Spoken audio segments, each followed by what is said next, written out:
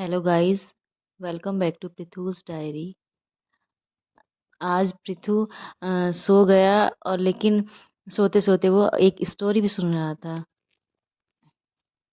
तो गाइस चलिए story start करते हैं। एक बार एक राजा ने एक बंदर को अपना अंगरक्षक बना लिया। एक दिन जब राजा आराम कर रहा था, तब बंदर उसके बिस्तर के पास आकर खड़ा होके ध्यान से उसकी रखवाली कर रहा था। कुछ देर में एक मक्खी कमरे में घुसी और सोते हुए राजा पर मंडराने लगी। लेकिन तब बंदर ने अपने हाथ से मक्खी को भगाना चाहा, पर क्या हुआ कि मक्खी बार बार लौट कर वहीं आ जा रही थी। मतलब राजा की नाक पर बैठ जा रही थी। बंदर फिर भगाता और मक्खी थोड़ी देर में फिर लौट आती। तो इस बार बंदर ने क्या सोचा कि मैं मक्खी को अच्छे से सबक सिखा देता हूँ। उसने राजा की तलवार निकाली और जब भन-भनाती हुई मक्खी राजा की गर्दन पर मंडराई, तो उसने मक्खी पर तलवार मार दी। मक्खी तो बच गई, लेकिन बेचारे सोते हुए राजा की गर्दन कट गई। कई बार मूर्ख मित्र बुद्धिमान शत्रु से भी अधिक हानिकारक होता है। इसलिए कहा जाता है कि अगर मित्र भी बनाओ तो कम से कम वो बुद्धिमान हो, विवेकी हो, अच्छी सोच रखने वाला हो।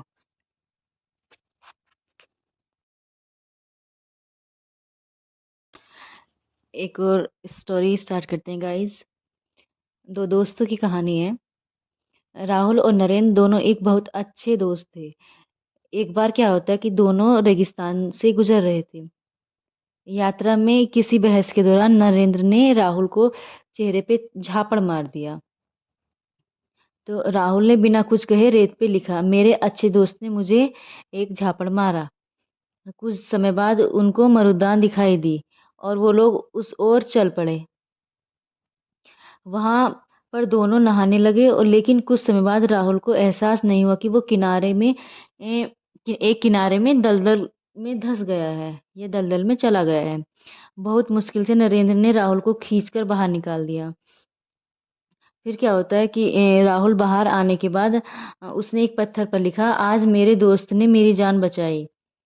तो फिर क्या हुआ कि नरेंद्र ने राहुल से उत्सुकता से पूछा, मैंने तुमको झापड़ मारा तो तुमने रेत में लिखा और अभी पत्थर पे, ऐसा क्यों? तो राहुल ने उत्तर दिया कि जब कोई ठेस पहुंचाए तो उसे रेत में लिखने से क्षमा की हवाएं मिटा देंगी, लेकिन जब कोई अच्छा करे तो उसे पत्थर पे लिख के हमेशा के लिए स्थापित कर देना चाहिए। यह सुनकर ही नरेंद्र ने राहुल को गले लगाते हुए माफी मांगी और दोनों दोस्त खुशी खुशी अपनी मंजिल की तरफ चल दिए।